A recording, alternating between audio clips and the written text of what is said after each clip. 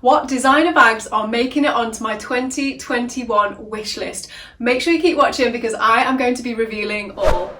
Welcome back to all my beautiful subscribers. Happy New Year. I can't believe we are in 2021 already. It feels like yesterday that I was creating my wish list for 2020.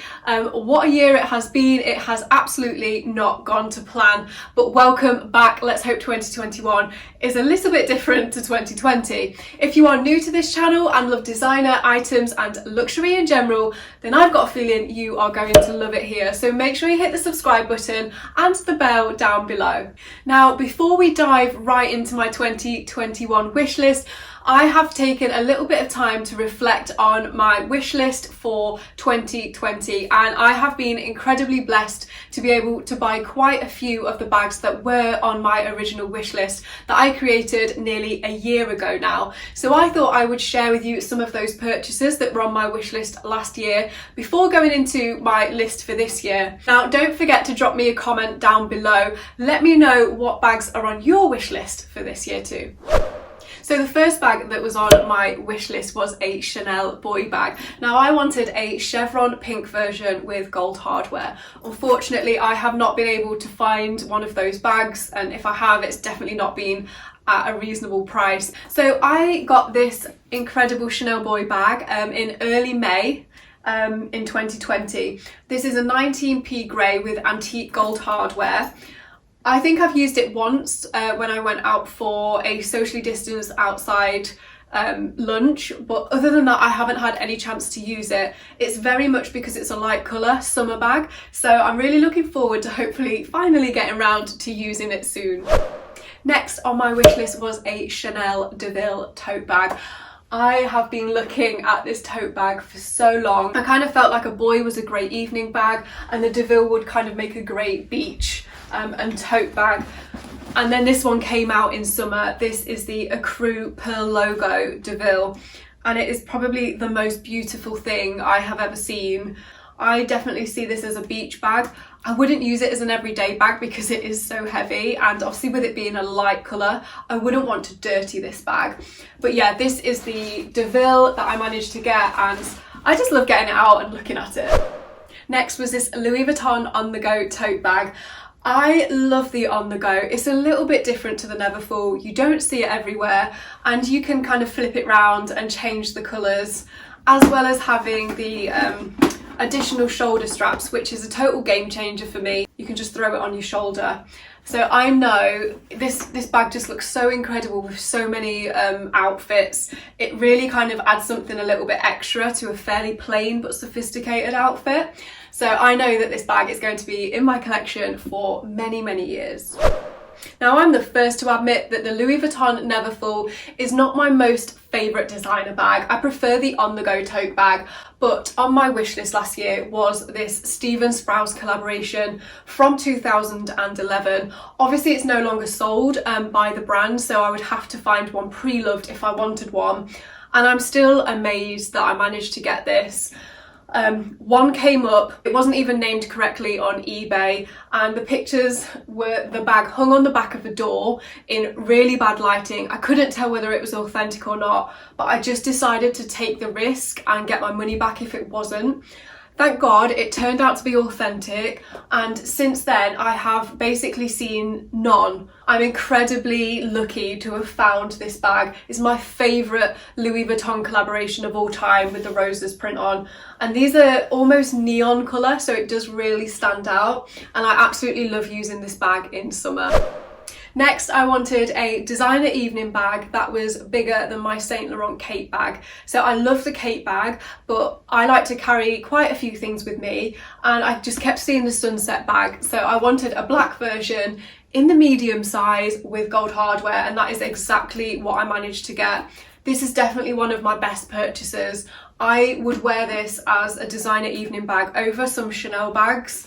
I think they're a great investment, they're good value for money, they're not as expensive as Chanel, but they just look so beautiful. Next on my wish list was the Louis Vuitton Capucines BB bag. So as you can see here, I have the bag, but I got this bag in black. but my dream colourway is to have the BB with the snakeskin handle in the gilet leather with gold hardware.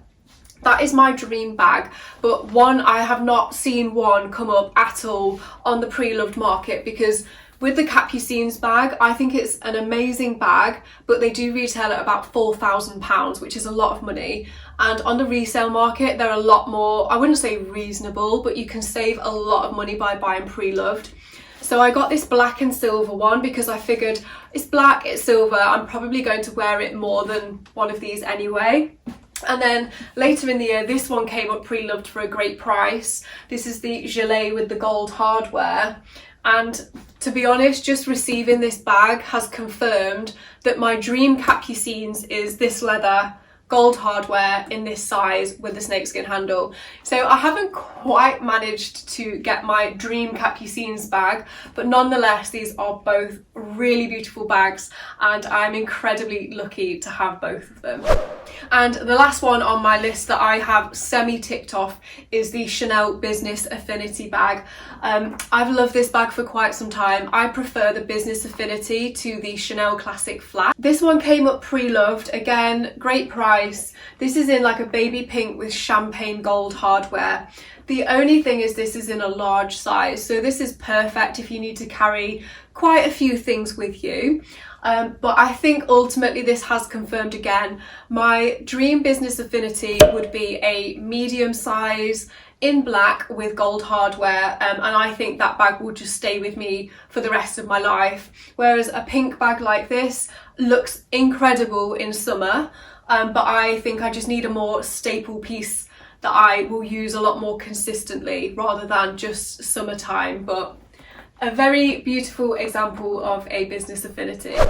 So there are 3 bags that were on my list of 2020 that I didn't manage to get, but I am totally blown away actually with all the bags that I did get, because I did not expect to tick off most of that list during last year. So the bags that I didn't get was an Hermes Birkin bag, a Dior Book tote bag and a YSL Sac de Jour bag.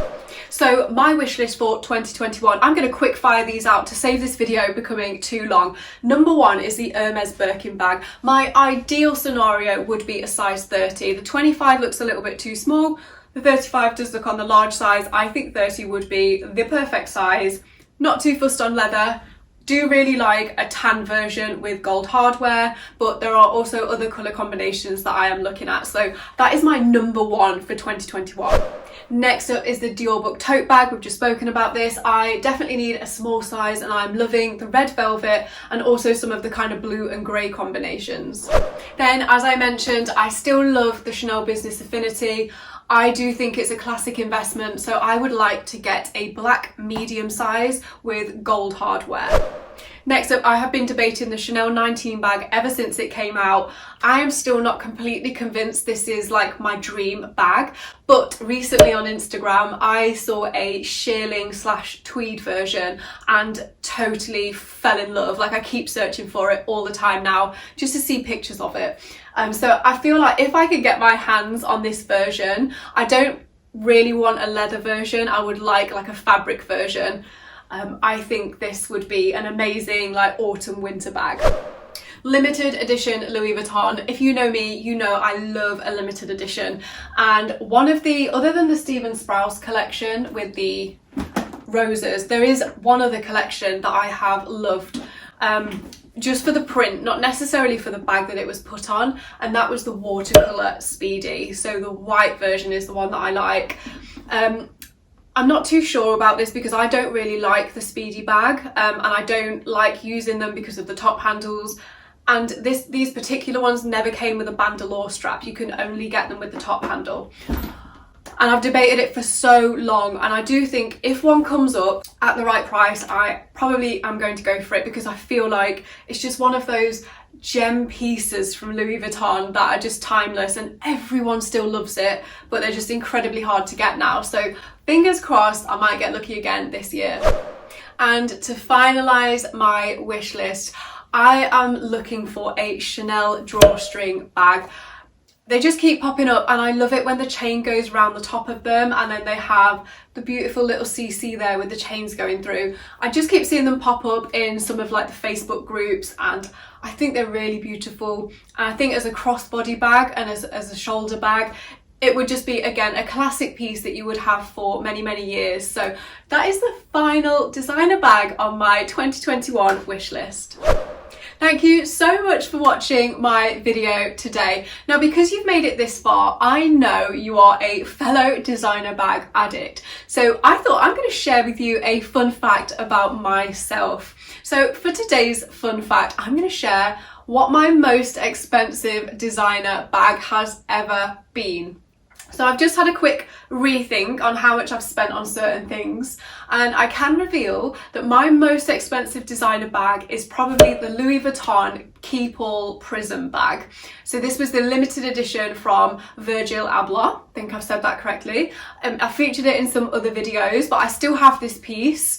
It's so incredibly special, and I have visions of taking it to Ibiza with me one day. That is my dream. I've never been to Ibiza, but I would like to go. There's another fun fact. But yeah, I hope you have enjoyed this video today. Like I said, please don't forget to drop me a comment below. Let me know what is on your wish list for 2021. Now make sure you don't go anywhere, because coming up next, I will link the video here for you and down below as well. I'm going to be taking you through my entire designer bag collection of 22 bags. So make sure you watch that video coming up next.